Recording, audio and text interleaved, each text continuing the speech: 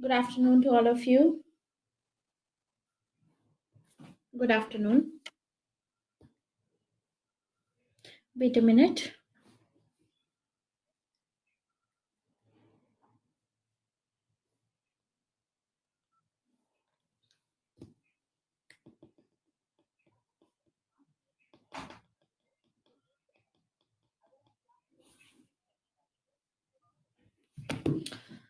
Okay, so today आज का जो हमारा टॉपिक है वो हम क्या करने वाले हैं। कल हमने कवर किया था फॉरेन पॉलिसी पे। ठीक है, we started with India's foreign policy. कल के क्लास में हमने इंडियन फॉरेन पॉलिसी में जो भी इम्पोर्टेंट इंस्टीट्यूशंस थे वो सभी इंस्टीट्यूशंस कवर किए थे। जैसे कि हमने मिनिस्ट्री ऑफ एक्सटर्नल अफेयर्स के बारे में देखा, हमने पीएमओ के बारे में पढ़ा। एट द सेम टाइम हमने देखा कि कैबिनेट का क्या रोल रहता है। कैबिनेट के अलावा हमने देखा प्रेशर ग्रुप्स का क्या रोल रहता है, करेक्ट। एंड फिर हमने देखा नेशनल सिक्योरिटी काउंसिल का क्या रोल रहेगा, पार्लियामेंट का इसमें क्या रोल रहेगा। ये सभी चीज़ें हमने कवर की थी। At the end of the session हमने डिटर्मिनेंट्स पढ़े थे कल के सेशन में। डिटर्मिनेंट्स की ज्योग्राफी होती है, डायस्पोरा होता है, ये सभी एलिमेंट्स होते हैं जो इंडिया की फॉरेन पॉलिसी को कहीं ना कहीं अफेक्ट करते हैं। ठीक है, अब आज हम क्या पढ़ने वाले हैं इसमें। We will be today studying about nuclear. आज हम न्यूक्लियर इशू पे बात करेंगे आज की क्लास में। ठीक है, so will start with nuclear issue. Wait a minute.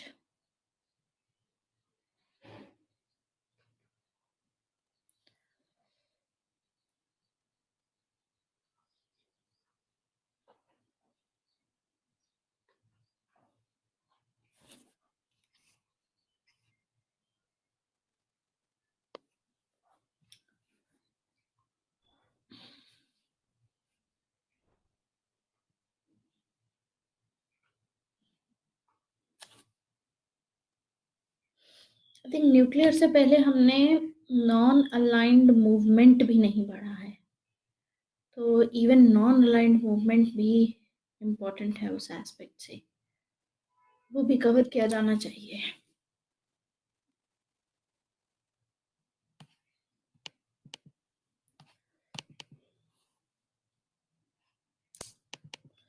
तो पहले तो न्यूक्लियर इश्यूज पे देख लेते हैं, उसके बाद नॉन अलाइंड में देखेंगे। ठीक है, आने वाली क्लासेस में कवर करेंगे। पहले शुरू करते हैं न्यूक्लियर इश्यूज पे। देखिए, न्यूक्लियर इश्यूज पे कौन कौन से ऐसे इंपॉर्टेंट एरियाज हैं जो हमको कवर करने हैं आज, that first of all we will be discussing. देखिए, कुछ इंपॉर्टेंट मैं आपको टाइमलाइन बता रही हूँ। सबसे पहले हमें न्यूक्लियर डॉक्ट्राइन पढ़ने की ज़रूरत है। इंडिया की नॉन प्रोलिफरेशन एक्सपोर्ट कंट्रोल रजीम कैसी है, एनपीटी को लेकर के क्या प्रॉब्लम है, सीटीबीटी को लेकर के क्या इशू है। ठीक है, एक ये पढ़ेंगे। फिर उसके बाद अभी जो रिसेंटली यूनाइटेड नेशन की न्यूक्लियर वेपन्स पे जो एक समिट हुई थी उसके बारे में पढ़ेंगे 2017 में। उसके बाद पोखरान को 20 ईयर्स हो चुके हैं। 2018 में लास्ट ईयर 20 ईयर्स कंप्लीट हुए थे। 1998 में पोखरान हुआ था। तो और साथ ही साथ हम देखेंगे कि 2008 में हमने न्यूक्लियर डील साइन की थी इंडिया एंड यूएस के साथ में, तो उसके भी पिछले साल 10 साल पूरे हुए थे। उस कॉन्टेक्स्ट में हमको न्यूक्लियर इशू को कवर करना ज़रूरी है। तो शुरू करने से पहले थोड़ा हम बैकग्राउंड पढ़ेंगे इसका। First of all we will study the background. Background में सबसे पहले तो देखिए, ये सब चीज़ें शुरुआत होती है न्यूक्लियर आर्म्स रेस की अगर हम करें तो over all over the world हम देखते हैं तो यहाँ शुरुआत होती है जून 1942 में। जून 1942 में यूएसए ने अपना सबसे टॉप सीक्रेट जो प्रोजेक्ट है वो लॉन्च किया था, जिस प्रोजेक्ट का नाम था Manhattan project. Manhattan project, Manhattan project जो है वो प्रोजेक्ट एटॉमिक बॉम्ब बनाने के लिए था, कि जो जर्मनी है, जर्मनी से पहले एटॉमिक बॉम्ब बनाया जाए। इस गोल को अचीव करने में यूएसए के उस जमाने में ऑलमोस्ट $2 बिलियन पैसा खर्च हुआ था। तो यहाँ से न्यूक्लियर आर्म्स रेस की शुरुआत होती है। तो हम यहाँ पे टाइमलाइन थोड़ी सी डिस्कस कर रहे हैं शुरू में, कि कैसे कैसे कौन कौन सी चीजें हुई थी। आगे हम देखते हैं कि 1945 में क्या होगा। Trinity, early morning Trinity test किया गया था मेक्सिको में, ठीक है।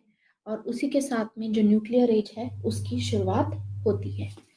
एक मिनट रुकिए, मैं मैकबुक चार्जिंग पे लगा देती हूँ, उसके बाद इसको फर्दर कंप्लीट करेंगे। वेट अ मिनट, इसकी एक्चुअली चार्जिंग खत्म हो गई है।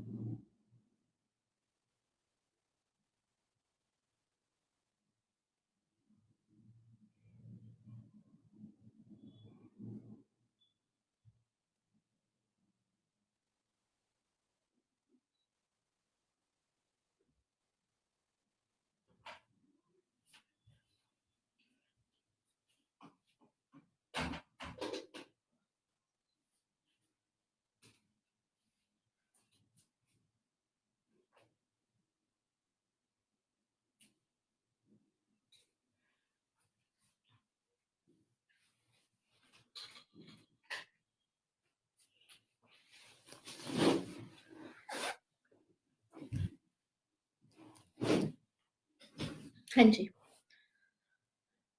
चलिए कंटिन्यू करते हैं।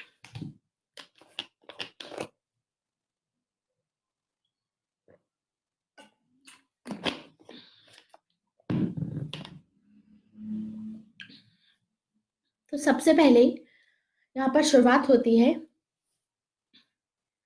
1942 की, जैसे मैंने बात की कि Manhattan project, top secret Manhattan project start होता है, जिसमें जो एटॉमिक बॉम्ब थे बिल्ड करने के लिए नाजी से पहले काम करेगा यूएसए 1942 में, और उसमें $2 बिलियन से ज़्यादा स्पेंड होगा।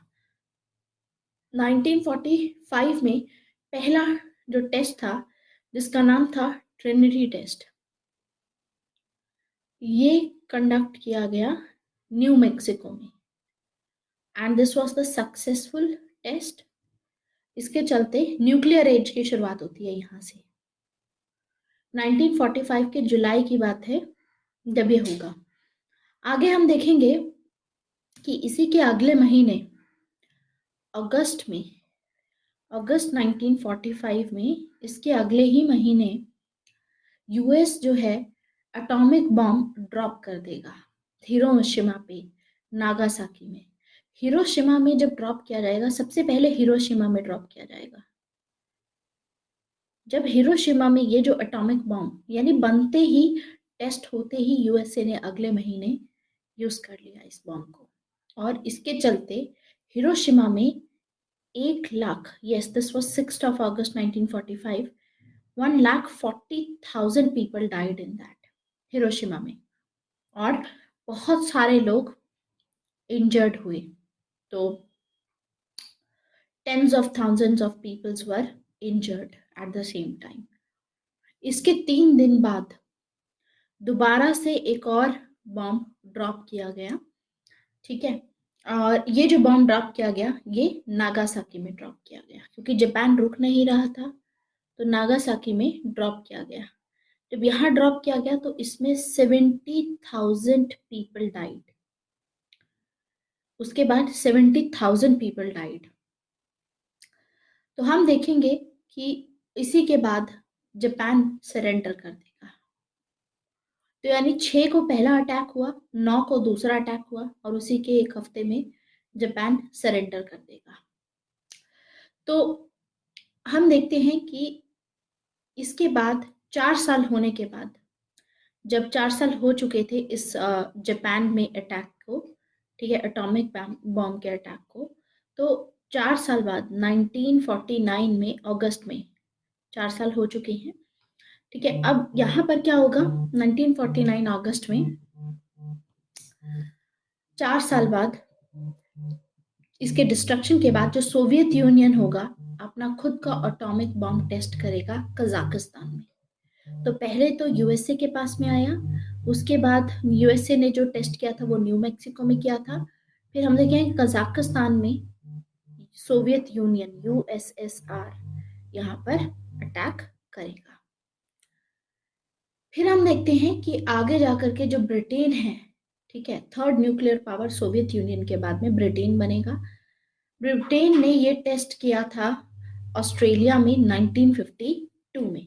तो यानी सबसे पहले 1942 में शुरुआत हुई, 1945 तक टेस्ट किया गया। ये पहला टेस्ट था, यहाँ से न्यूक्लियर एज स्टार्ट होगी। एंड 1945 में यूएसए के पास में बॉम्ब आ जाएगा, atomic bomb, nuclear weapons. And उसके बाद में हम देखेंगे कि 1949 में सोवियत यूनियन के पास आ जाएगा, और इसी के 3 साल बाद 1952 में यूके के पास में आ जाएगा, यानी ब्रिटेन के पास में। तो ऐसे करके धीरे धीरे न्यूक्लियर आर्म रेस पूरे वर्ल्ड में स्टार्ट होगी। अब 1952 में उसी टाइम हम देखेंगे, जैसे जो हमारा ब्रिटेन था, ब्रिटेन ने अक्टूबर के पास में ये टेस्ट किया था ऑस्ट्रेलिया ने, ठीक है। कहाँ किया था ये टेस्ट? ऑस्ट्रेलिया में किया गया था। ये ऑस्ट्रेलिया में टेस्ट किया था। सोवियत यूनियन ने कजाकिस्तान में किया था, यूएसए ने न्यू मैक्सिको में किया था,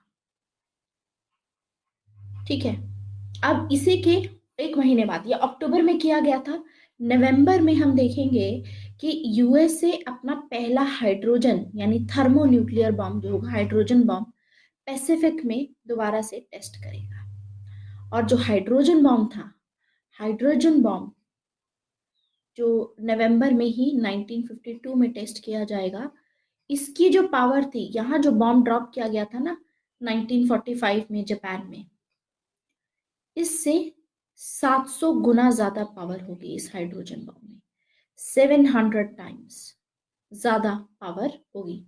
तो हम देखते हैं यहाँ पर यूएसए अपना हाइड्रोजन बॉम्ब, एच बॉम्ब भी लिख सकते हैं उसको, हाइड्रोजन बॉम्ब टेस्ट करेगा, पैसिफिक में टेस्ट होगा ये, एंड इसकी बहुत ज़्यादा पावर थी। तो सोवियत यूनियन ने भी आगे जाकर के अपना हाइड्रोजन बॉम्ब 1953 में टेस्ट किया, फिर ब्रिटिश ने 1957 में टेस्ट किया, फिर आगे इसके बाद 1960s में, अब ये तो ठीक है हाइड्रोजन बॉम्ब भी टेस्ट हो रही है, नॉट दैट इम्पॉर्टेंट, बट शुरुआत कहाँ से हुई थी? यूएसए से शुरुआत हुई थी हाइड्रोजन बॉम्ब की भी, जिसकी पावर पहले से एटॉमिक बॉम्ब से भी ज़्यादा होगी। पहले यहाँ पर एटॉमिक बॉम्ब ड्रॉप किया गया है। इसके बाद जाते हैं 8 साल के बाद 1960s में, सबसे पहले फ्रांस आएगा इन 3 कंट्रीज के बाद में जो न्यूक्लियर बॉम्ब टेस्ट करेगा। फ्रांस ने किया और आगे जाकर के 1964 में चाइना करेगा। चाइना ने टेस्ट किया। तो ये दोनों कंट्रीज हम देखेंगे हाइड्रोजन बॉम्ब टेस्ट भी करेंगी आगे। अब एक ट्रीटी साइन होती है 1967 में। यहाँ सब न्यूक्लियर आर्म्स रेस स्टार्ट हो चुकी है। तो हमको जो यहाँ पर दिख रहा है दिस न्यूक्लियर आर्म्स रेस शुरू हो चुकी है। तो न्यूक्लियर आर्म्स रेस शुरू हो चुकी है। अब यहाँ पर एक ट्रीटी साइन होगी उसके चलते 1967 में। ट्रीटी का नाम होगा tlatelolco।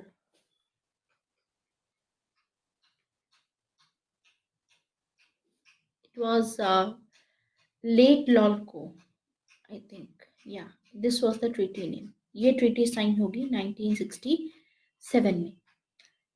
इस ट्रीटी में लैटिन अमेरिका डिक्लेयर ये इस ट्रीटी में ये डिक्लेयर किया गया कि लैटिन अमेरिका जो है वो एक न्यूक्लियर फ्री जोन है। मतलब कि लैटिन अमेरिका की कोई भी कंट्री न्यूक्लियर टेस्टिंग नहीं कर सकती है, न्यूक्लियर आर्म्स रेस नहीं कर सकती है। It's a no nuclear weapon, nuclear free zone, nuclear weapon ऐसे भी लिख सकते हो, न्यूक्लियर वेपन फ्री जोन। ये यहाँ पर बोला गया 1967 की ट्रीटी में ये बात बोली गई। इसके बाद दूसरी ट्रीटीज भी आई जिन ट्रीटीज में पैसिफिक को कवर किया गया कि पैसिफिक भी एक न्यूक्लियर वेपन फ्री जोन है। ऐसे ही अफ्रीका की ट्रीटी आई कि अफ्रीका भी न्यूक्लियर वेपन फ्री जोन है। इसके बाद हम देखेंगे साउथ ईस्ट एशिया की भी ट्रीटी आएगी, ठीक है, जिसमें ये सभी जो रीजन्स हैं यहाँ पर इनको अलाउड नहीं है, ये न्यूक्लियर वेपन फ्री जोन है। कोई भी कंट्री यहाँ पर न्यूक्लियर वेपन प्रोलिफरेशन नहीं करेगी। ये चीज हमको दिखती है। अब 1967 के बाद अगले साल हम देखेंगे, इसके बाद ही 1968 में, ये सब 1967 में हो चुका था, ये सभी ट्रीटीज आ चुकी थी। तो 1968 तक अब यहाँ पर ब्रिटेन, आपका सोवियत यूनियन एंड यूएसए अब साइन करेंगे। USA, Britain and Soviet Union यानी USSR, they will sign the non proliferation treaty. यहां से शुरुआत होगी एनपीटी की, नॉन प्रोलिफरेशन ट्रीटी की। एनपीटी जो कि इफेक्ट में रहेगा, आएगा 1970 तक, ठीक है, 1970 तक शुरू हो जाएगा एनपीटी वाला दौर, ठीक है, नॉन प्रोलिफरेशन ट्रीटी वाला।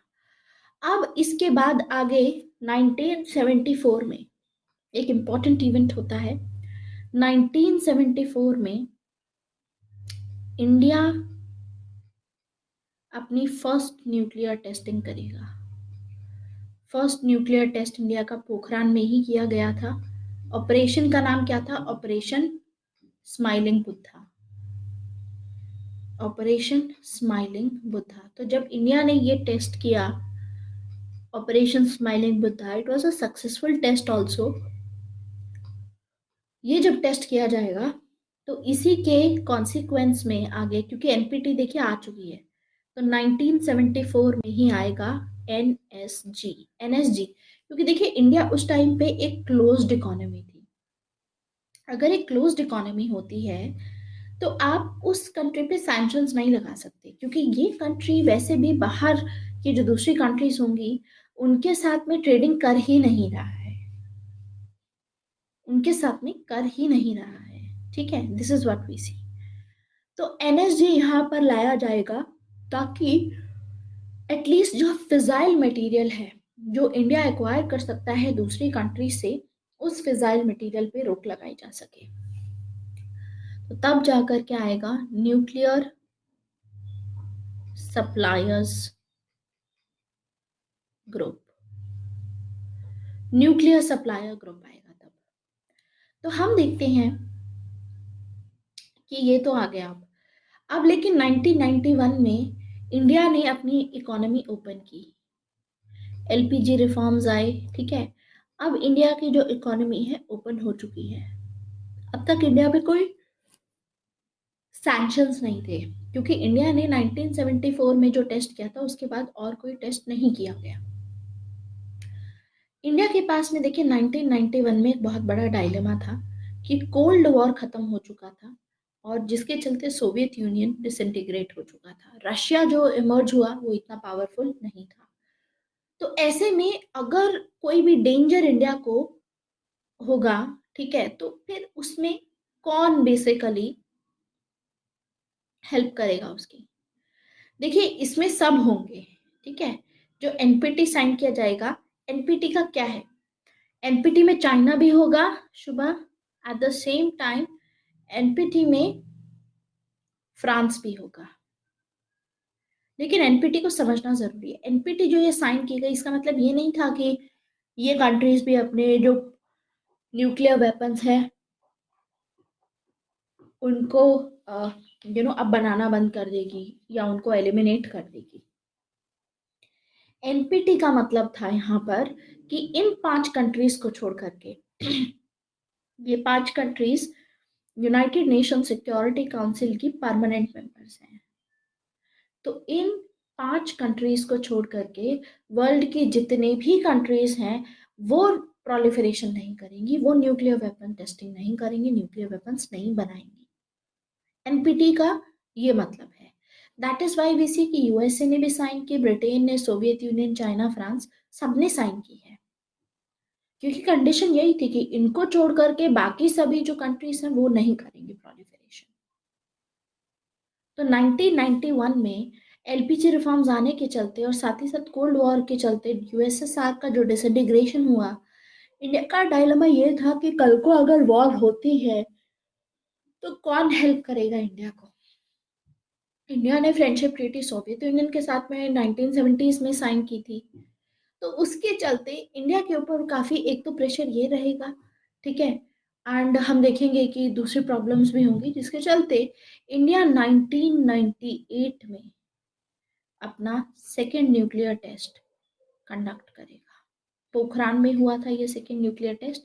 इस ऑपरेशन को बोलते हैं ऑपरेशन शक्ति। ऑपरेशन शक्ति, ये जो ऑपरेशन था ये इंडिया ने जब टेस्ट किया तो पूरे वर्ल्ड को नहीं पता था, और जब ये सक्सेसफुली कंडक्ट हुआ पोखरान में तो उसके बाद हम देखेंगे कि India became a full fledged nuclear state. तो इंडिया ऐसे बना है फुल फ्लेजेड न्यूक्लियर स्टेट। तो जैसे ही इंडिया ने टेस्ट किया उसी के 2 वीक्स के अंदर अंदर ही पाकिस्तान भी टेस्ट कर देगा। Pakistan will tested. तो पाकिस्तान की को ये टेस्टिंग कहाँ से हुई, चाइना से ही आया। चाइना के पास में था सब कुछ, ठीक है, know how, technical know how, everything. और पाकिस्तान से ही फिर फर्दर आगे गया है दूसरी कंट्रीज में। पाकिस्तान से ही इसराइल में गया, पाकिस्तान से ही आप देखोगे ईरान में, और पाकिस्तान से ही नॉर्थ कोरिया में ये पहुंचा है न्यूक्लियर नो हाउ कि कैसे करना है। That's how these countries are also nuclear state. लेकिन ये जो है ये कंट्रीज इन्होंने they are the non NPT countries. Non NPT मतलब इन्होंने एनपीटी साइन नहीं की हुई है, इंक्लूडिंग पाकिस्तान, इंक्लूडिंग इंडिया। तो यानी क्या देखने को मिलता है कि 1998 में इंडिया एंड पाकिस्तान दोनों न्यूक्लियर स्टेट बन जाएंगे। यहाँ पे जब टेस्टिंग होगी दोनों न्यूक्लियर स्टेट बन जाएंगे। आगे 2006 में,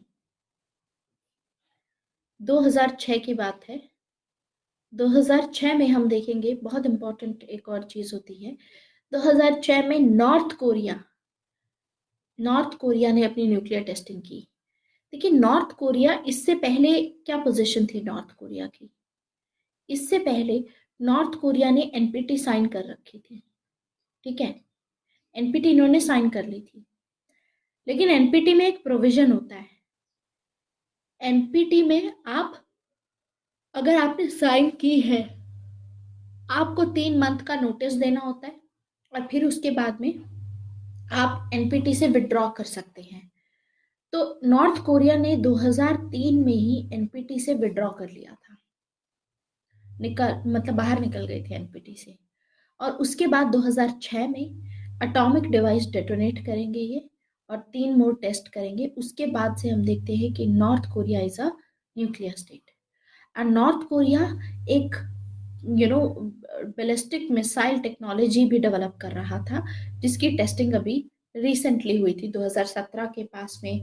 आपने 2018 में शुरुआत में, 2017 की शुरुआत में सुना होगा कि नॉर्थ कोरिया टेस्टिंग कर रहा था। ट्रम्प के आने के बाद में हम देखेंगे कि किस तरीके से जो रिलेशंस होंगे वो डिटोरिएट होंगे यहाँ पर। ठीक है, आगे इसी में जब नॉर्थ कोरिया ने 2006 में टेस्ट किया, इसी टाइम पे इजरायली अथॉरिटी थी, जो इजराइल थी, उन्होंने भी ये चीज क्लेम की कि उनके पास में भी न्यूक्लियर वेपन्स हैं और कि अब Israel long range nuclear missiles बना रहा है। तो ये नॉर्थ कोरिया एंड इजराइल 2006 में पता चला कि they are also nuclear weapon states. अब आगे फिर हम देखेंगे 2015 की बात है, 2015 की। इसके बाद न्यूक्लियर आर्म्स रेस में आगे डेवलपमेंट होती है 2015 में। 2015 में मेजर पावर्स के बीच में और ईरान के बीच में एक एग्रीमेंट साइन किया गया था कि ईरान का जो अपना न्यूक्लियर प्रोग्राम है, वो न्यूक्लियर प्रोग्राम ईरान में लाया जाएगा, न्यूक्लियर प्रोग्राम, लेकिन वो न्यूक्लियर प्रोग्राम सिर्फ सिविल पर्पस से लाया जाएगा, सिविलियन पर्पस से। मिलिट्री पर्पस से ये न्यूक्लियर मटेरियल यूज नहीं किया जाएगा। मिलिट्री पर्पस से ये जो टेक्नोलॉजी इनको दी जा रही है वो ये यूज नहीं करेंगे। हम देखेंगे लेकिन कि ये अग्रीमेंट ईरान ब्रेक कर देगा, और उस टाइम पे एग्रीमेंट यही था कि ईरान को दिया जाएगा और ईरान पे से जो सैंक्शंस थे वो लिफ्ट कर लिए जाएंगे। तो मई 2018 में हम देखते हैं ये जो न्यूक्लियर डील हुई थी ईरान और मेजर पावर्स के बीच में, स्पेशली यूएसए के बीच में, इस डील से यूएसए पुल आउट कर लेगा। रीजन ये पता चलेगा कि ईरान में अभी भी ये काम हो रहा है। और पिछले ही साल जून की बात है, जब ट्रम्प एंड किम की समिट होगी, तो वहां पर जॉइंट स्टेटमेंट में ये बताया जाएगा कि कोरियन पेनिनसुला में, अभी रिसेंट हुआ था, कोरियन पेनिनसुला में कंप्लीट न्यूक्लियराइजेशन किया जाना चाहिए। ये गोल है दोनों का। किम जो आपके कोरियन अभी समिट हुई थी इनकी नॉर्थ कोरिया के साथ में, और ट्रम्प की 2018 में, तो जॉइंट स्टेटमेंट ये हुई थी कि इनका गोल यही रहेगा कंप्लीट डीन्यूक्लियराइजेशन करने का कोरियन पेनिनसुला में। यानी जो यूएसए ने अपने थर्ड मिसाइल्स डिप्लॉय कर रखे हैं साउथ कोरिया में, यूएसए वो हटाएगा, एंड अपना जो नॉर्थ कोरिया है वो अपना भी न्यूक्लियराइजेशन कर देगा। कोरियन पेनिनसुला में कोई न्यूक्लियर नहीं रहेगी मिसाइल। तो आज के टाइम पे जो करंट न्यूक्लियर पावर है, न्यूक्लियर पावर में न्यूक्लियर वेपन्स जिनके पास है, एटम बॉम्ब्स किनके पास में है, वो सबकी बात कर रही हूँ मैं। तो इसमें आते हैं P5 स्टेट्स, जो परमानेंट 5 मेंबर्स हैं यूनाइटेड नेशन सिक्योरिटी काउंसिल के, US, Russia, China, France, UK, ये आते हैं। इसके अलावा जिनके पास में न्यूक्लियर वेपन्स हैं, उसमें आते हैं India, Pakistan, Israel, north Korea. Iran के पास में अभी न्यूक्लियर वेपन नहीं है, ईरान ने साइन नहीं की है बेसिकली एनपीटी, और ईरान के ऊपर सेंक्शंस हैं बिकॉज वो बनाने की कोशिश कर रहे हैं टेक्नोलॉजी में, they are trying to do it. तो बस इतनी चीज आपको याद रखनी है। ठीक है, आया समझ अभी तक जितना समझाया? Any doubt? काफी इजी था, बस टाइमलाइन समझने की जरूरत है, फैक्चुअल चीजें हैं ये। अब आगे बढ़ते हैं। अगला हमारा टाइमलाइन अब हमने अच्छे से समझ लिया कि शुरुआत से 1942 से लेकर के 2019 तक क्या हुआ है। अब समझते हैं इंडिया की न्यूक्लियर डॉक्ट्राइन के बारे में।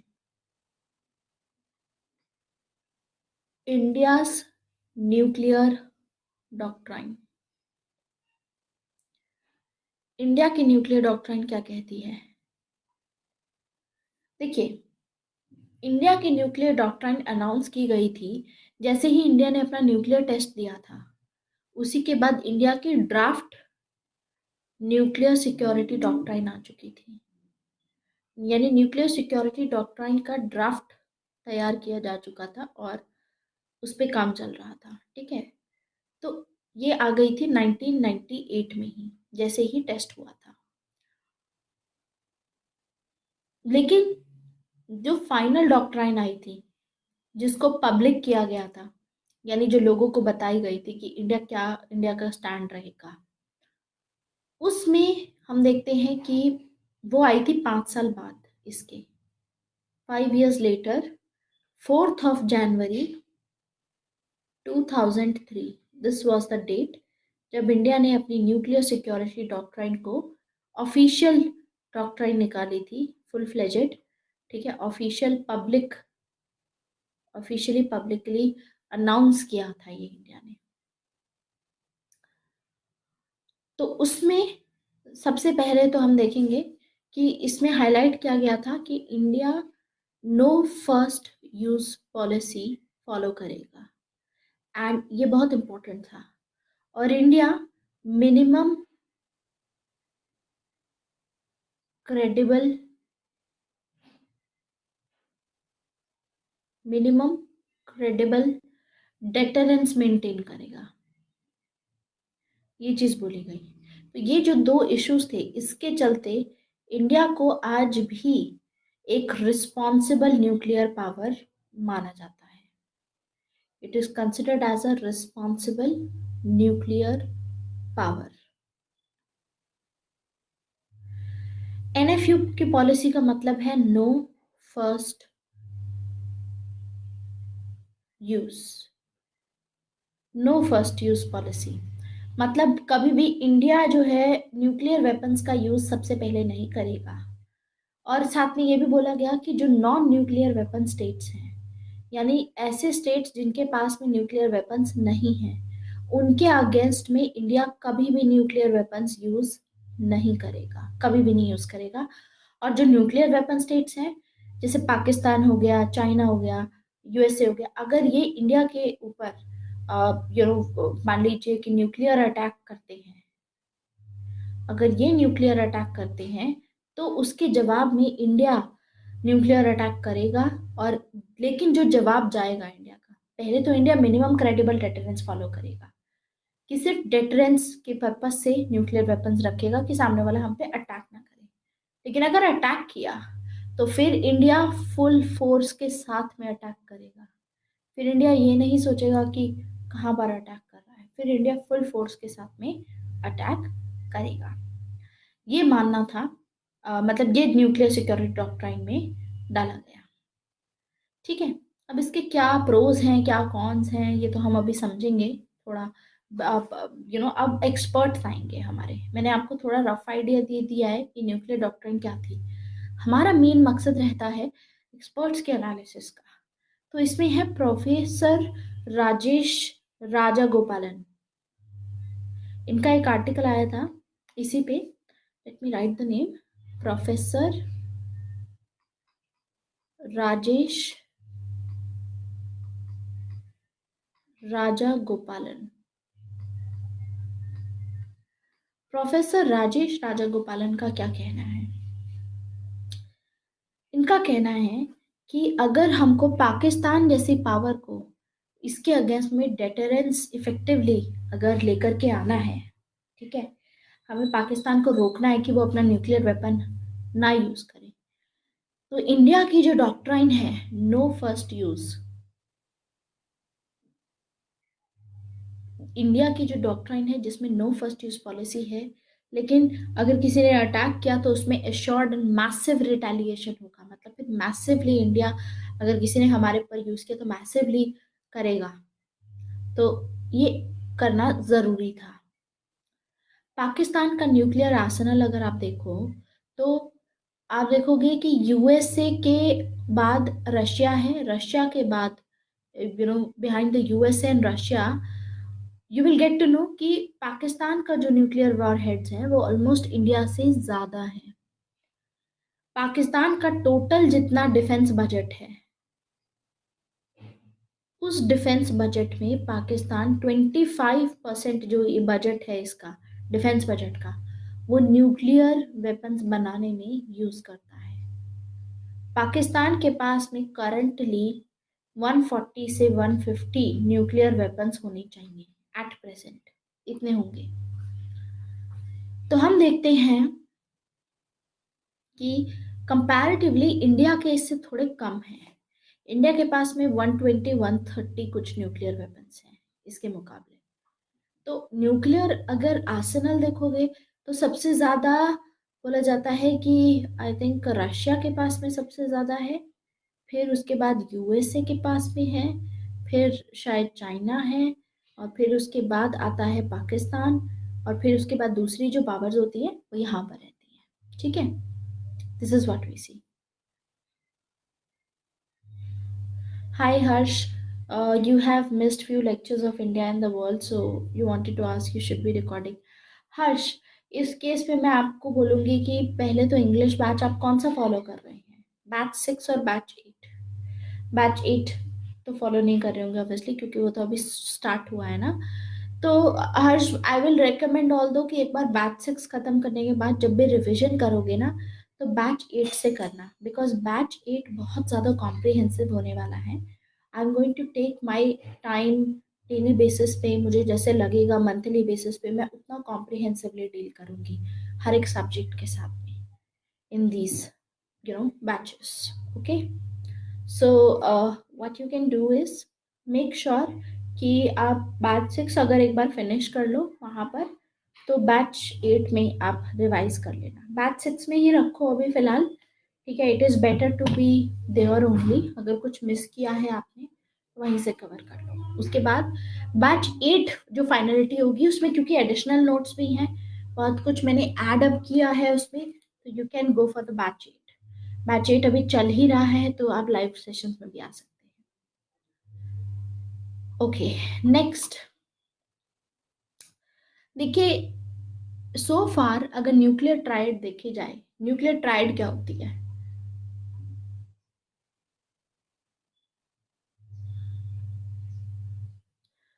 न्यूक्लियर ट्राइड होती है लैंड बेस पे, सी एंड एयर बेस में। ठीक है, aircraft land based mobile missiles होनी चाहिए, सी बेस्ड एसेट्स होने चाहिए, जहां से यानी हम हवा में से भी मिसाइल छोड़ सकें, पानी में से भी, सबमरीन से, एंड एयर अपना लैंड बेस से भी हम मिसाइल छोड़ छोड़ अपना अटैक कर सकें। तो ये इंडिया के पास में, इंडिया को इस पे फोकस करना चाहिए। इंडिया के पास में है, इंडिया इस पे काम कर रहा है, लैंड बेस्ड में, एयरक्राफ्ट बेस्ड में, सी बेस्ड में। ठीक है, तो हम देखते हैं कि basically this is very essential. तो ये बताते हैं इंडियन डिबेट में कि कुछ 6 मेजर इश्यूज हैं। ठीक है, इसमें इसको लेकर के 6 मेजर इश्यूज हैं, न्यूक्लियर डॉक्ट्राइन को लेकर के। What are the 6 major issues under that? एक एक करके ये जो इश्यूज हैं इनको देखते हैं। देखिए, सबसे पहला इसमें इशू आ जाएगा इंडिया की, first of all know first use की जो कमिटमेंट है, इसको लेकर के काफी डिबेट होता है कि इंडिया को अपना नो फर्स्ट यूज बदल देना चाहिए, मतलब फर्स्ट यूज में कन्वर्ट कर देना चाहिए। ठीक है, इससे ज्यादा रहेगा। दूसरा रहता है इंडिया में, इसमें हाईलाइट रहता है क्रेडिबल मिनिमम डेटरेंस की बात की मैंने। तो इसके ऊपर भी काफी क्वेश्चंस और सवाल किए जाते हैं कि कितने हद तक क्रेडिबल मिनिमम डेटरेंस सही है, इस पे सवाल किए जाते हैं।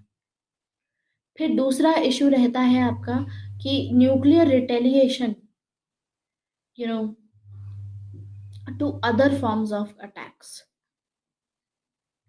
इंडिया ने ये चीज अपनी न्यूक्लियर डॉक्ट्राइन में मेंशन की है कि इंडिया यू नो कुछ केसेस में रिटेलिएशन, इंडिया इन 3 केसेस में मान लीजिए किसी दूसरी कंट्री ने अगर न्यूक्लियर अटैक नहीं किया, उसकी जगह पे CBW अटैक किया। What is the CBW attack? CBW attack का मतलब होता है केमिकल वेपन से अटैक किया, मान लीजिए। अब ये तो न्यूक्लियर तो है नहीं, ये तो केमिकल है।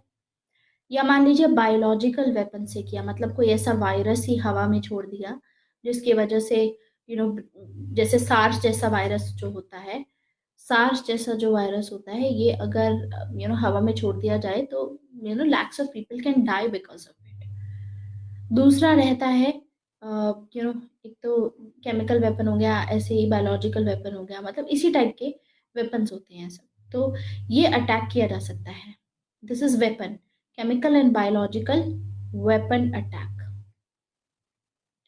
वेपन अटैक ये बोलते हैं इसको। तो उस केस में इंडिया ने ये चीज बोली है कि अगर ऐसा अटैक होता है तो इस सिचुएशन में इंडिया न्यूक्लियर अटैक करेगा उस कंट्री के अगेंस्ट में। दूसरा इसमें एक और मेजर इशू रहता है, वो है कमांड एंड कंट्रोल रिगार्डिंग में, कि ये जो न्यूक्लियर अटैक का कमांड एंड कंट्रोल किसको दिया जाएगा, कैसे डिसीजन लिया जाएगा कंट्री में, ठीक है, कि न्यूक्लियर अटैक कैसे करना है, कौन ऑथराइज करेगा, इससे रिलेटेड भी एक रहता है। ठीक है, इस डॉक्ट्राइन से रिलेटेड। फिर रहता है कि जो इंडिया मैसिव रिटेलिएशन करेगा, मतलब इंडिया ने बोला है कि India will go for massive retaliation.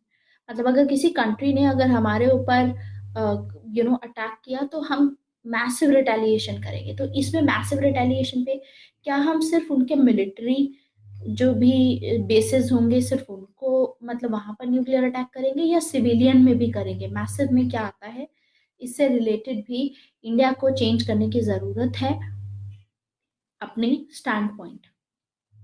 And दूसरा आता है कि पाकिस्तान तो अपना फर्स्ट यूज पॉलिसी करती है।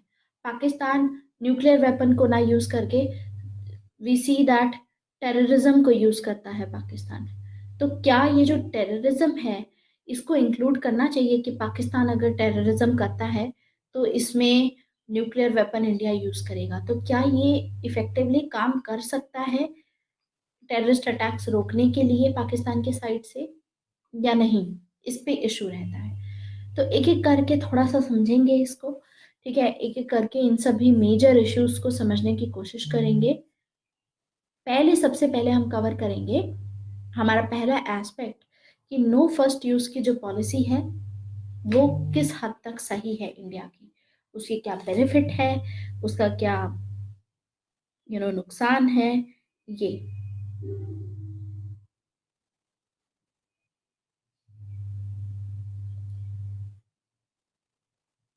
वेट,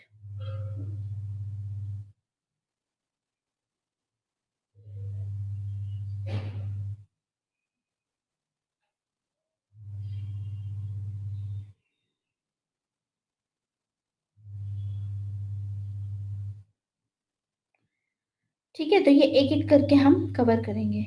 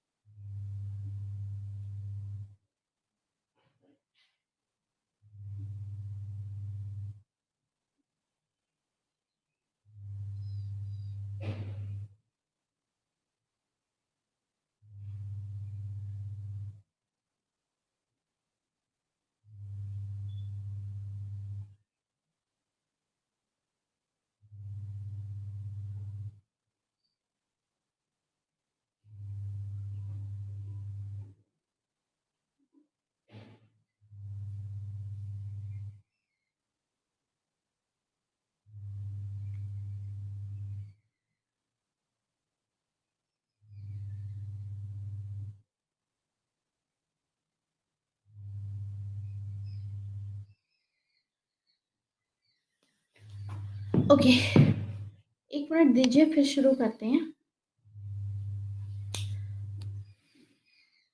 एक मिनट दीजिए, आई एम जस्ट कमिंग।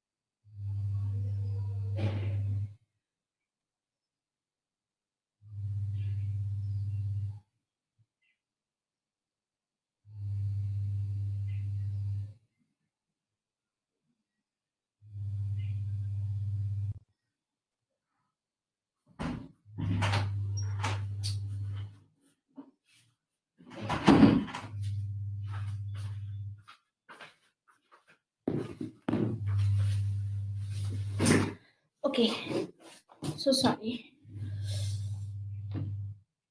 हाँ जी, तो शुरू करते हैं आगे। एक एक करके ये मेजर इश्यूज हैं, इनको कवर करेंगे। तो सबसे पहला इश्यू रहेगा इंडिया की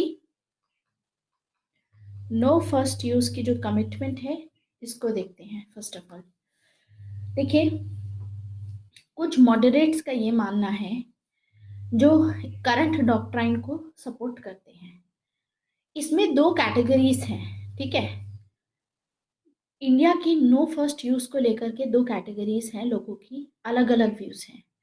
कुछ लोग हैं जिनको हम मॉडरेट्स बोलते हैं, जो ये बोलते हैं कि जो करंट अभी पॉलिसी है इसको एज इट इज रहने देना चाहिए, ठीक है। ये करंट डॉक्ट्राइन को ही सपोर्ट करते हैं, जो करंट न्यूक्लियर सिक्योरिटी डॉक्ट्राइन है कि उसमें कोई चेंज लाने की जरूरत नहीं है। फिर है जो एक्सपेंशनिस्ट हैं, दूसरी कैटेगरी को हम बोलते हैं एक्सपेंशनिस्ट। एक्सपेंशनिस्ट का मानना है कि हमको अपनी जो नो फर्स्ट यूज पॉलिसी है इसको रिवाइज करना चाहिए। वी शुड रिवाइज इट, और रिवाइज करने के बाद में इसको एग्रेसिव बनाना है और भी ज़्यादा।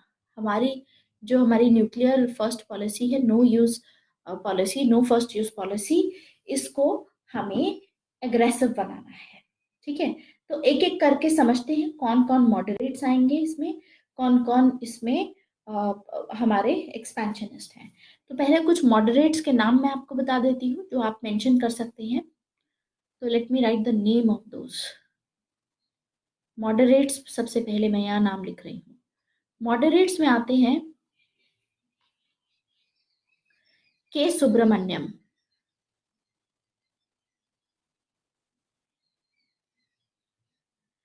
ये मानते हैं कि चेंज नहीं करनी चाहिए। इसके अलावा आते हैं मनप्रीत सेठी। मनप्रीत सेठी, इनका भी कहना है कि चेंज नहीं करनी चाहिए। फिर ऐसे ही इसमें आते हैं वर्गीस कोठारा।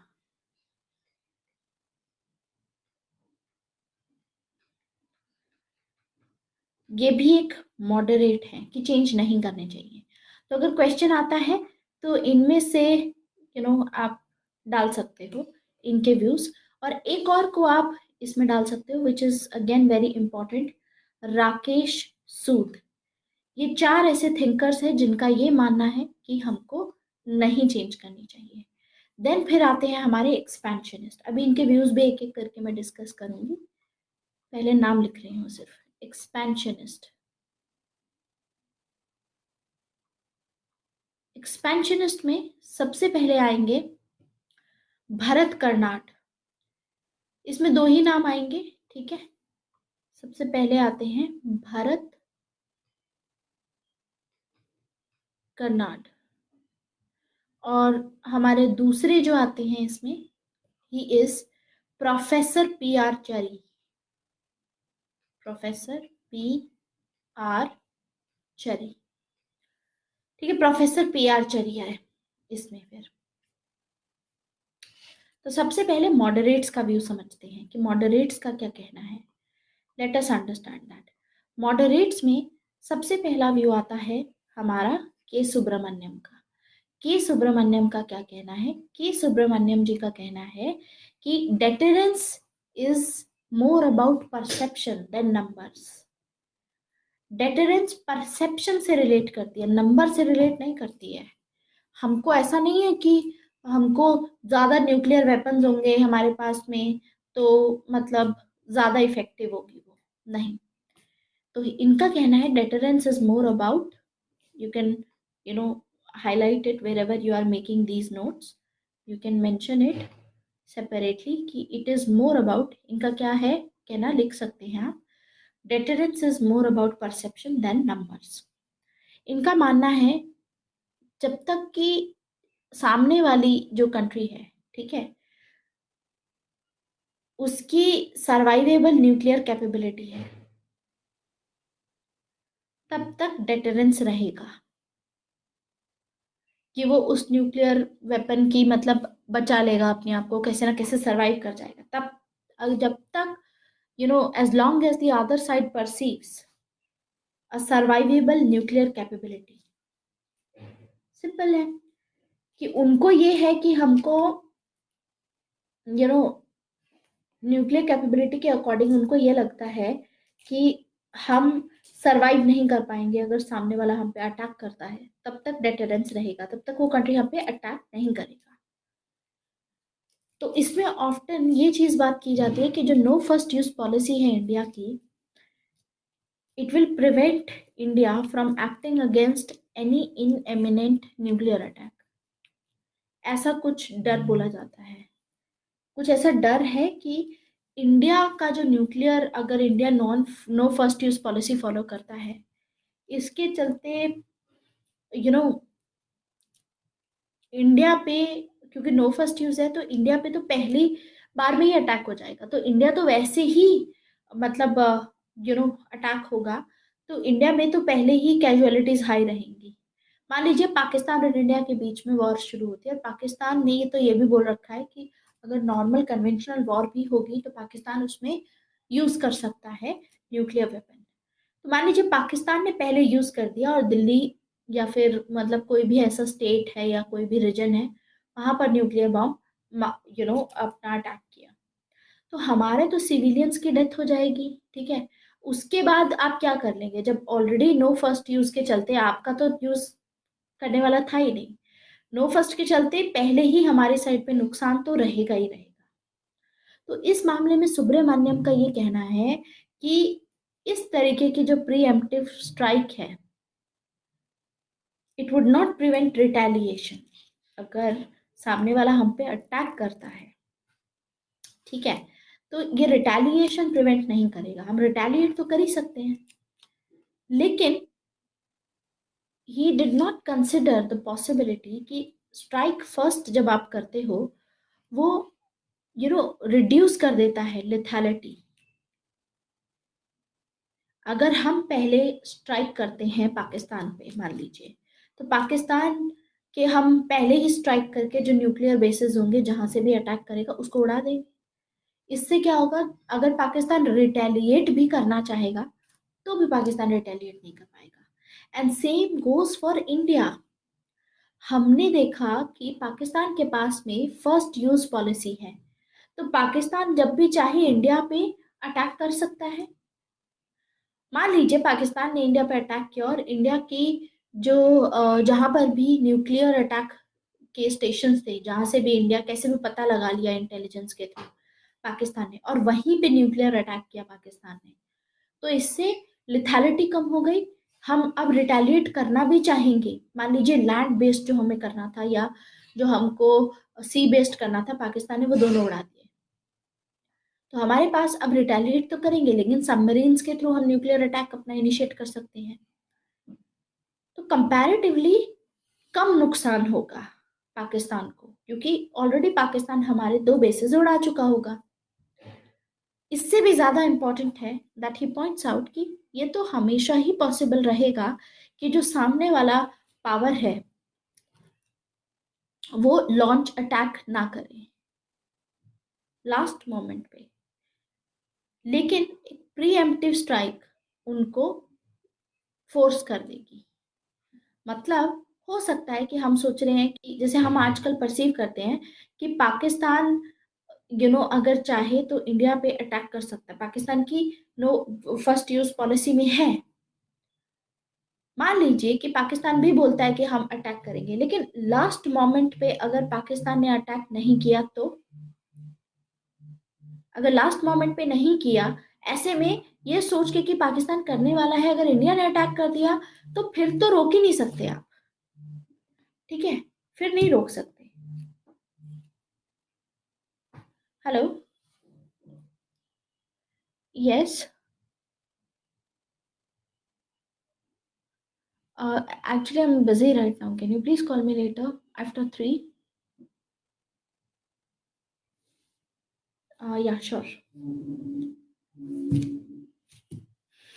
हम्म सो हम देखते हैं कि ऐसे सिचुएशन में कि किस तरीके से मास रिटेलिएशन हम लोग बोलने की करते तो हैं, लेकिन इस सिचुएशन में मान लीजिए पाकिस्तान करना नहीं चाहता था, सिर्फ धमकी दे रहा था कि हम अटैक करेंगे, और करते करते ये सिचुएशन आ गई कि अब बस करने वाला है पाकिस्तान, और उससे पहले हमने ही स्ट्राइक कर दी, हमने ही प्रीएम्प्टिव स्ट्राइक कर दी। तो इससे फिर उनको रिटेलिएट करना ही पड़ेगा, फिर तो हमारी साइड भी नुकसान होगा। तो ये बहुत एक इम्पोर्टेंट आर्ग्यूमेंट है। तो के सुब्रमण्यम का कहना है कि हमारी जो करंट डॉक्ट्राइन है वो सही है, बिल्कुल सपोर्ट करते हैं इसको कि ये सही नहीं है। अगर हमने पहले अटैक कर दिया तो इससे तो फिर रोक ही नहीं सकता, इनएविटेबल है फिर तो। ऐसे ही मनप्रीत सेठी आते हैं। मनप्रीत सेठी का भी कहना था कि देखिए, नो फर्स्ट यूज पॉलिसी का सबसे इम्पोर्टेंट जो एडवांटेज होता है कि इसमें आप जब यूज करते हो न्यूक्लियर वेपन्स को, ठीक है, मान लीजिए आपकी फर्स्ट यूज डॉक्ट्राइन है, तो आपको न्यूक्लियर वेपन इंफ्रास्ट्रक्चर पे काम करते रहना पड़ता है, और वो बहुत एक्सपेंसिव होता है। आपको अपना बनाते रहना होगा, ठीक है, और एकदम फंक्शनल रखने होंगे बार बार। ये चीज बहुत एक्सपेंसिव होती है। इंडिया को इसकी जरूरत नहीं है कि अपना एकदम बस अलर्ट आते ही मतलब काम शुरू कर दे और अपना प्रिएम्प्टिव स्ट्राइक कर दे। ये बहुत रिस्की चीज है। तो इसीलिए ये भी मानते हैं कि बेटर है कि आप no first use policy follow करें, क्योंकि नो फर्स्ट यूज पॉलिसी का मतलब है कि इंडिया अपने वेपन्स को डिसेंबल्ड रख सकता है, डिसेंबल्ड रख सकता है।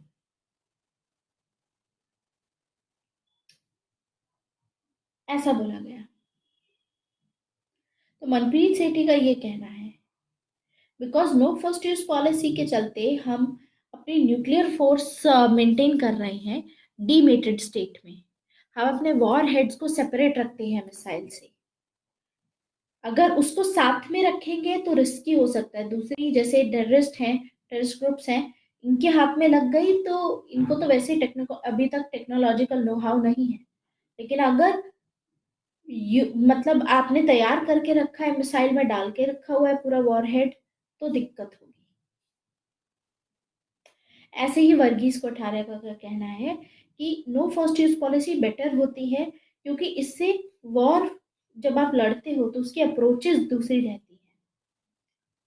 दूसरी, उससे आप अलग टारगेट से, अलग फिलॉसफी से टारगेट करते हो सामने वाली कंट्री को अपनी। इससे इससे फायदा बहुत मिलता है, स्पेशली नुकसान कम होता है, एक्सपेंसेस हम देखेंगे कि ज्यादा नहीं होते।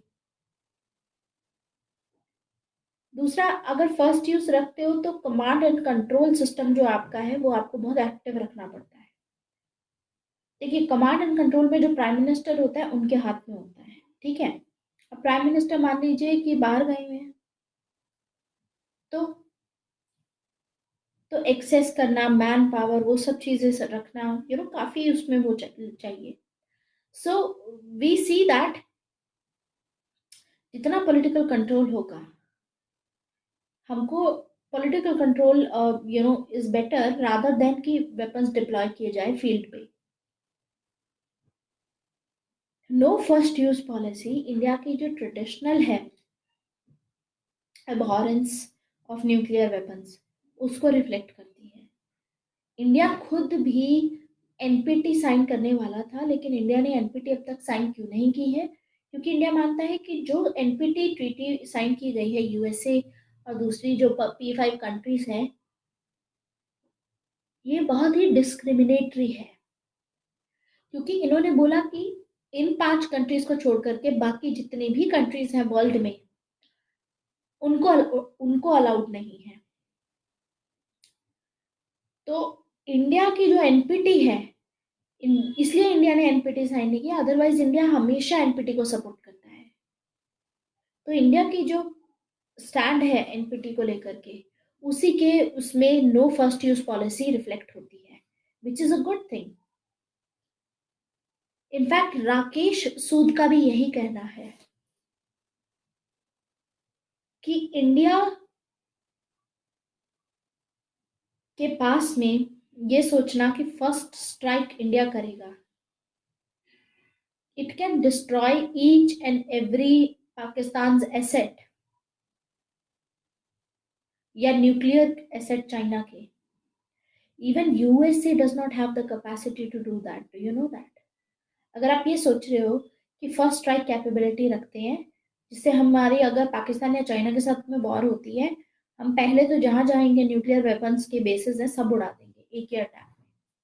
मल्टीपल अटैक्स एक बार करेंगे फर्स्ट टाइम पे ही, और इस तरीके से करेंगे, ठीक है, उड़ा देंगे, और उसके बाद में फिर हम लड़ेंगे इनके साथ में, फिर हम पावरफुल हो जाएंगे इस मामले में कंपैरेटिवली।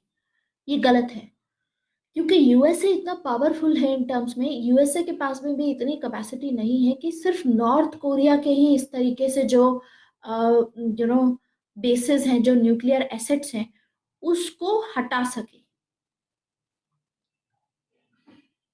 तो इसीलिए it is better to go for India's no first use policy. ये मॉडरेट्स हैं। अब बात करते हैं इन दोनों की, जो ये बोलते हैं कि नहीं चेंज करना चाहिए। तो इसमें आते हैं भरत कारनाथ। इनका कहना है कि नो फर्स्ट यूज पॉलिसी का जो पोस्चर है वो एक ऐसी कंट्री के लिए पॉसिबल है दैट हैज एक्सट्रीम कॉन्फिडेंस, जिसके पास में ये एक्सट्रीम कॉन्फिडेंस हो कि हम सरवाइव कर जाएंगे, हमारे जो नेशनल न्यूक्लियर फोर्सेस हैं वो सरवाइव कर जाएंगे इवन इफ हमारे ऊपर अटैक होता है। और अगर हम सरवाइव कर गए तो हम ऑब्वियसली, इनका तो मानना है कि हम सरवाइव कर जाएंगे तो हम रिटेलिएट करेंगे। इनका ये मानना होता है कि क्राइसिस मैनेजमेंट सिस्टम अच्छे से काम कर जाएगा। लेकिन भरत कर्नाड का कहना है कि इंडिया को ये जो नो फर्स्ट यूज पॉलिसी को अबैंडन कर देना चाहिए, क्योंकि इंडिया के आर्सेनल लिमिटेड हैं कंपैरेटिवली।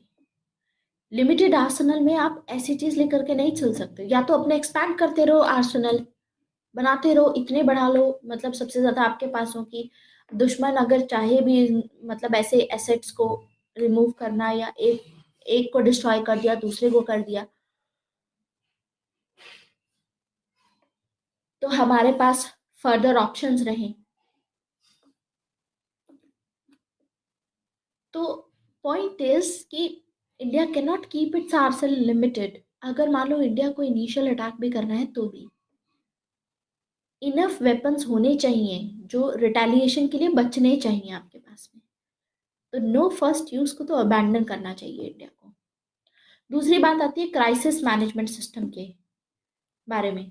तो क्राइसिस मैनेजमेंट की, अगर मान लीजिए किसी कंट्री ने हम पे अटैक किया, तो क्राइसिस मैनेजमेंट यानी जहाँ पर भी होगा लोग मरेंगे, इंफ्रास्ट्रक्चर टूट जाएगा, वहाँ पर हेल्थ आपको प्रोवाइड करनी पड़ेगी, वहाँ पर हेल्थ से रिलेटेड फैसिलिटीज प्रोवाइड करनी पड़ेगी, मेडिकल फैसिलिटीज। इंडिया का ये फोटे है ही नहीं।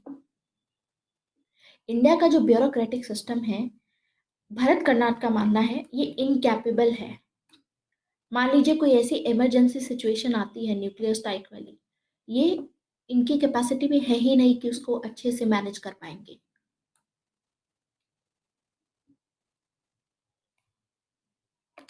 तो उस बेसिस पे इनका कहना है कि हमको नहीं फॉलो करना चाहिए no first use stands. Then आते हैं professor P Chari. Professor P Chari disarmament को सपोर्ट करते हैं एंड ये चाहते हैं कि इंडिया के साथ में गुड टाइज बिल्ड किए जाएं। तो ये हाईलाइट करते हैं कि इंडिया की जो नो फर्स्ट यूज पॉलिसी है इसको रिवाइज करना चाहिए, इट इज इनसफिशिएंट,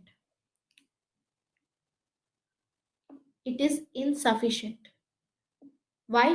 क्योंकि नो फर्स्ट यूज अगर इंडिया ने लगा रखी है, इसी के चलते पाकिस्तान टेररिज्म का सहारा लेता है, पाकिस्तान हमारे साथ में लिमिटेड वॉर करता है, लिमिटेड वॉर करता है। तो उससे साफ पता चलता है कि किस तरीके से कितनी इनसफिशिएंट है हमारी नो फर्स्ट यूज पॉलिसी।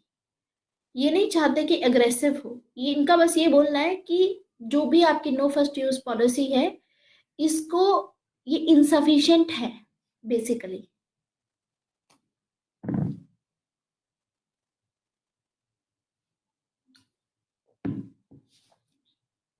और अगर ऐसा है तो हम कैसे डील कर सकते हैं?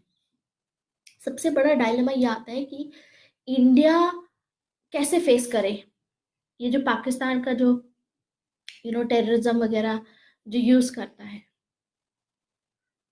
देखिए, पाकिस्तान जिस तरीके से न्यूक्लियर वेपन्स को देखता है और इंडिया जिस तरीके से न्यूक्लियर वेपन्स को देखता है, वो एकदम डिफरेंट है। पाकिस्तान का मानना है, पाकिस्तान में जो न्यूक्लियर थिंकिंग है, it is dominated by military. Pakistan में जो डिसीजन लेगा न्यूक्लियर वेपन को, मतलब लॉन्च किया जाए, पाकिस्तान में वो कौन लेगा डिसीजन? मिलिट्री पाकिस्तान की। इंडिया में सिविलियन गवर्नमेंट लेती है। तो यहाँ पे ये माना जाता है कि ये तो पॉलिटिकल वेपन है, यूजुअली जनरली ये माना जाता है। लेकिन पाकिस्तान में ऐसा नहीं है। पाकिस्तान में ये पॉलिटिकल वेपन नहीं है। पाकिस्तान में ये मिलिट्री वेपन है। ये सिर्फ न्यूक्लियर वेपन को एक वेपन की तरह देखते हैं। बाकी सभी कंट्रीज न्यूक्लियर वेपन को एक पॉलिटिकल वेपन की तरह देखती हैं कि हम इससे सामने वाली कंट्री को डरा सकते हैं और मतलब अपने हिसाब से करवा सकते हैं जो भी उनको अ, मतलब फोर्स करना है आपको करने के लिए। पाकिस्तान मिलिट्री पावर अगर कन्वेंशनल सेंस में देखें तो काफी वीक है कन्वेंशनल सेंस में। इसीलिए ये बहुत आम बात है कि पाकिस्तान की जो न्यूक्लियर डॉक्ट्राइन है वो फर्स्ट यूज पॉलिसी वाली है, बिकॉज यही पाकिस्तान की पावर को कहीं ना कहीं बैलेंस करता है। तो India takes the role of nuclear weapon as deterrence. हम ये लेते हैं कि पाकिस्तान का न्यूक्लियर वेपन है तो हमारा भी न्यूक्लियर वेपन है, तो उसको डेटरेंस के फॉर्म में कि वो न्यूक्लियर वेपन यूज नहीं करेंगे। हम ऐसे नहीं लेते कि न्यूक्लियर वेपन हम तब भी यूज करेंगे अगर कोई भी अटैक होता है हम पे। तो ये जो देखने का नजरिया है वही डिफरेंट है। तो इस सिचुएशन में जो गुरमीत कंवल है,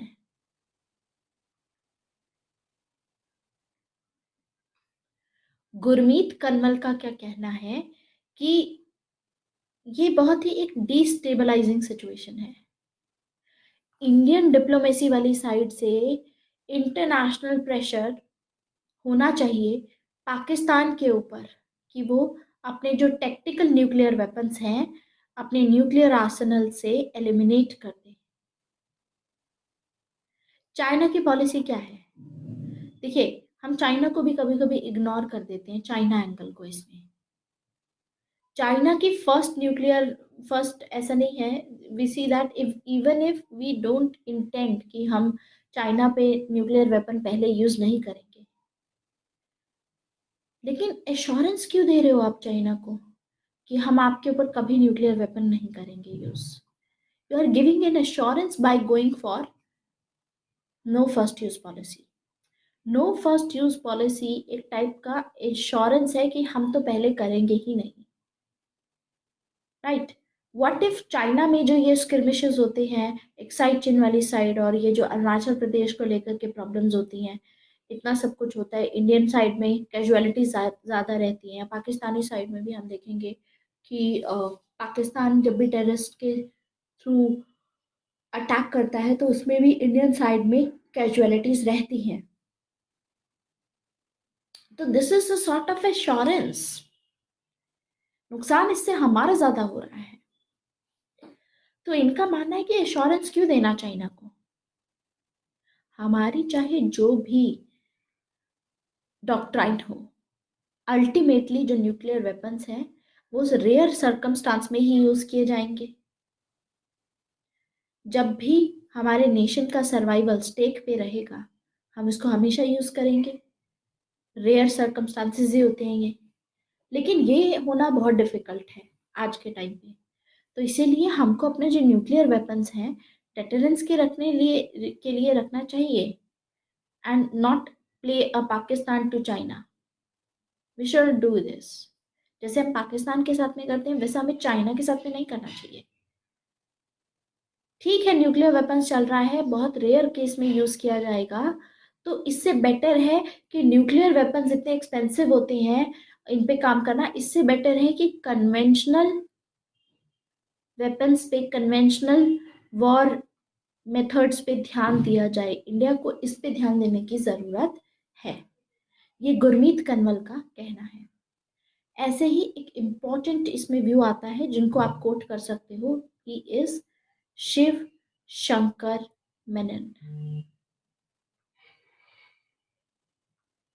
शिव शंकर मेनन, शिव शंकर मेनन ने एक बुक लिखी थी, चॉइसेस। इस बुक का सब टाइटल है inside the making of India's foreign policy.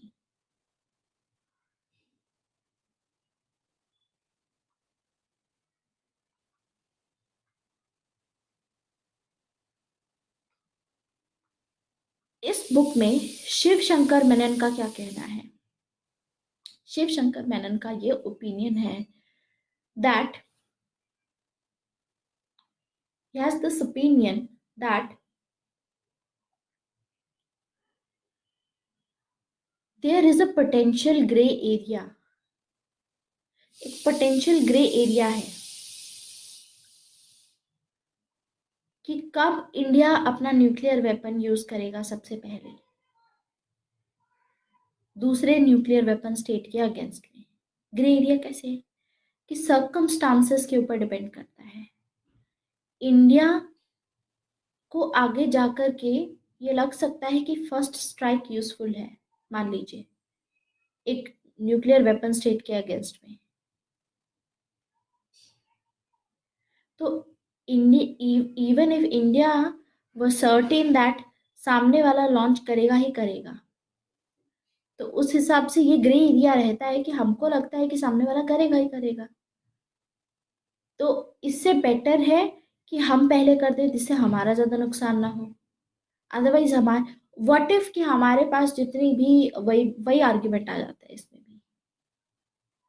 So he says that there is a potential gray area as to when India would use the nuclear weapons first against the other nuclear weapon state। सामने वाले ने attack किया तो कब use करेगा, या नहीं भी किया तो कब यूज करेगा, इस एक ग्रे एरिया है इसमें भी। सर्कमस्टांसेस ऐसे भी हैं जिसमें इंडिया यूज फर्स्ट स्ट्राइक कर सकता है, ये बोल करके कि सामने वाले ने कुछ ना कुछ वेपन्स यूज किए हैं। तो कंक्लूजन में आप ऐसा लिख सकते हैं कि देखिए, कोई शिफ्ट अगर हम लाते हैं हमारी जो न्यूक्लियर डॉक्ट्राइन है, वो पाकिस्तान के एक्शन पे तो बेस्ड नहीं होनी चाहिए। ऐसी शिफ्ट ना ही कॉन्सिक्वेंसेस पे बेस्ड होनी चाहिए। इंडिया को अपनी no first use policy change नहीं करनी चाहिए। क्यों? रादर इंडिया को अपनी जो साइंटिफिक और टेक्नोलॉजिकल डेवलपमेंट्स हैं उस पर ध्यान देना चाहिए। सिक्योरिटी एनवायरनमेंट इवॉल्व करना चाहिए। हमको अपने न्यूक्लियर डॉक्ट्राइन को हम डेफिनेटली रिव्यू कर सकते हैं, हम कर सकते हैं। 2003 में दी गई थी, एक बार चेक करते हैं कि क्या है आज के टाइम से, कि whether it is going to prevent any nuclear weapon attack और नॉट। उस हिसाब से पीरियोडिक रिव्यू तो होना ही चाहिए, रूटीन बेसिस पे। ऐसा सिस्टम होना चाहिए कि हर 10 या हर 15 साल बाद रिविजिट करके देखो कि चेंज होना चाहिए कि नहीं। क्योंकि अब तो वैसे भी ऑलमोस्ट 15-16 साल हो चुके हैं इस बात को, जब से ऑफिशियल डॉक्ट्राइन आई थी। तो उसके बेसिस पे यहाँ पर किया जाता है हाईलाइट। इसके बाद हम देखते हैं, आता है next which is credible minimum deterrence. अब क्रेडिबल मिनिमम डेटरेंस का क्या मतलब है? क्रेडिबल मिनिमम डेटरेंस का मतलब होता है, देखिए, इंडिया ने सक्सेसफुल टेस्ट फायरिंग की थी अपनी लॉन्ग रेंज बैलिस्टिक मिसाइल की, अग्नि 5 की, ठीक है, and that is a step towards credible nuclear deterrence. इस टेस्ट के बाद में हमने अपनी न्यूक्लियर सबमरीन जो है INS अरिहंत, जिसको हमने इंडिजीनियसली बनाया था, रिसेंटली हमने वो भी कमीशन की थी। तो इंडिया का अब एक robust world second strike capability है इंडिया के पास में। अग्नि 5 मिसाइल के चलते। इसके बाद आप देखते हैं कि जो यू नो कैनिस्टर के ऊपर एक रोड मोबाइल लॉन्चर के थ्रू भी हम कर सकते हैं अब अग्नि 5 मिसाइल को launch. So what we see is कि इस मामले में इंडिया काफी आगे जा रहा है। तो इस हिसाब से इट इज जयंत प्रसाद, इनका मानना है कि क्रेडिबल मिनिमम डेटरेंस जो है हमारी, it should become minimum credible deterrence.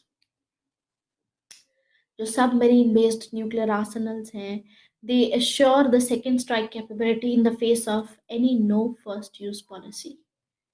ये अब हेल्प करेंगे इंडिया को। तो इसमें कुछ मॉडरेट्स आ जाते हैं, दोबारा से एक्सपेंशनिस्ट आ जाते हैं क्रेडिबल मिनिमम डेटरेंस में भी। जैसे के सुब्रमण्यम का कहना है कि credibility is a function of how well the command and control functions. किस तरीके से कमांड एंड कंट्रोल फंक्शन करेगा, पॉलिटिकल लेवल से इम्प्लीमेंटिंग लेवल तक। डिसीजन लेना है कि कब यूज किया जाएगा, इम्प्लीमेंट उस डिसीजन को कैसे किया जाएगा, क्या प्रोसीजर रहेगा, कितनी फास्ट प्रोसीजर रहेगा उसको इम्प्लीमेंट करने का। what matters is not much the exchange ratio of damage, but कि कितनी पनिशमेंट दी जाए अपने एडवर्सरी को, अपने एनिमी को। ये कहना है के सुब्रमण्यम का। And therefore he is a moderate, he says that credible minimum deterrence ही रहना चाहिए। ऐसे राजेश बसरूर आ जाते हैं, इनका भी मानना है कि इंडिया के स्ट्रेटेजिक कल्चर के हिसाब से बिल्कुल फिट बैठता है, चेंज करने की जरूरत नहीं है। अलग अलग डिप्लॉय रखो, अनअसेंबल्ड रखो, इट इज गुड। देन फिर एक्सपेंशनिस्ट है, जैसे ब्रह्मा चेलानी हो गए, भरत कर्नाड हो गए, ठीक है। ऐसे ही एक और एम्बेसडर हैं सतीश चंद्र।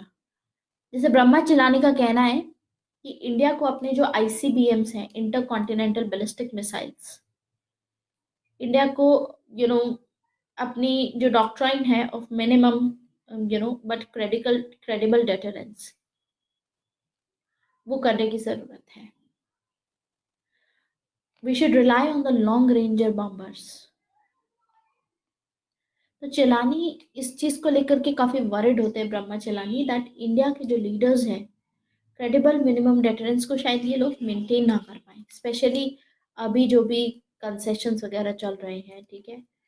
सो व्हाट वी सी इज कि यूएस न्यूक्लियर डील के चलते जो भी अभी कंसेशंस दिए गए या जो डिफेंस डील चल रही है उसके चलते, तो इन सभी का आइडिया यही है। दे आर्ग्यू कि जो क्रेडिबल मिनिमम डेटरेंस का जो आइडिया है वो नेशनल सिक्योरिटी एडवाइजरी बोर्ड को विजुअलाइज करना चाहिए और उसको इलास्टिक कॉन्सेप्ट बनाना चाहिए, थोड़ा रिवाइज करना चाहिए उसको। Minimum credible minimum nuclear deterrence is a real military liability.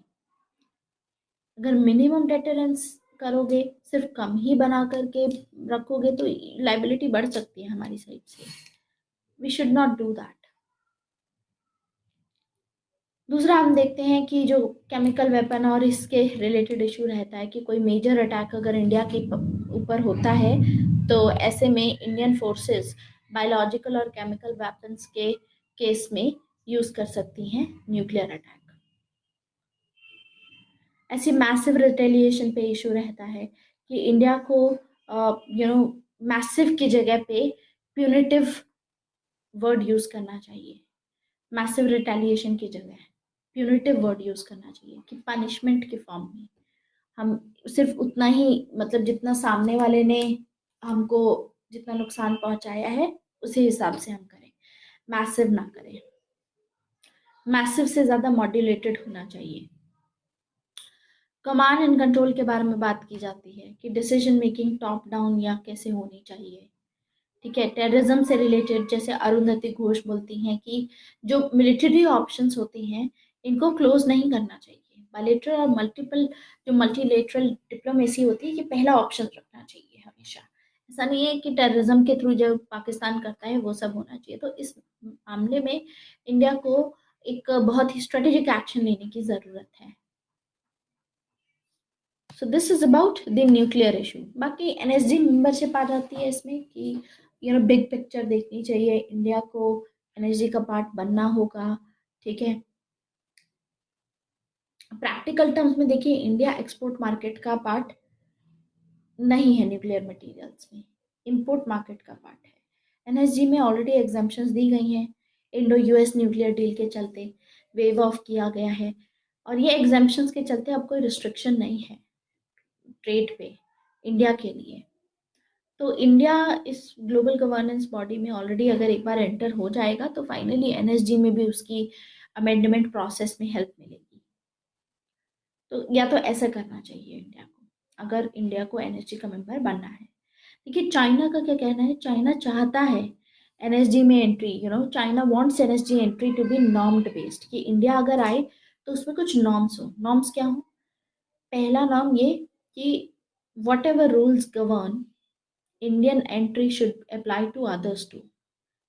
मतलब कि अगर इंडिया को आप एंट्री दे रहे हो एनएसजी में तो नॉर्म बेसिस पे पाकिस्तान को भी एंट्री देनी चाहिए एनएसजी में, और अगर इनको दे रहे हो तो फिर उस हिसाब से आपको यू नो बाकी कंट्रीज भी आ जाएंगे फिर इसमें। तो चाइना ये मेंटेन करता है कि अगर आप सिर्फ इंडिया को एक एक्सेप्शन बना करके आप एंट्री दे देते हो तो वो तो नॉन प्रोलिफरेशन के रूल्स को काफी वीक कर देगा। और दूसरा रीजन है कि पाकिस्तान भी आ जाए, इसलिए भी चाइना नहीं मतलब अपना आने देता, इंडिया को वीटो पावर यूज करता है। लेकिन कुछ भी जल्दबाजी करने की जरूरत नहीं है, साउथ एशिया का इससे बैलेंस बिगड़ जाएगा, ये भी मेंटेन करता है चाइना। तो चाइना ने कब ज्वाइन किया था एनएसजी? चाइना ने ज्वाइन किया था 2004 में NSG. Yes Shubha, I will provide you the notes for this nuclear issue पे जो मैंने पढ़ाया है। I will provide you the notes, don't worry.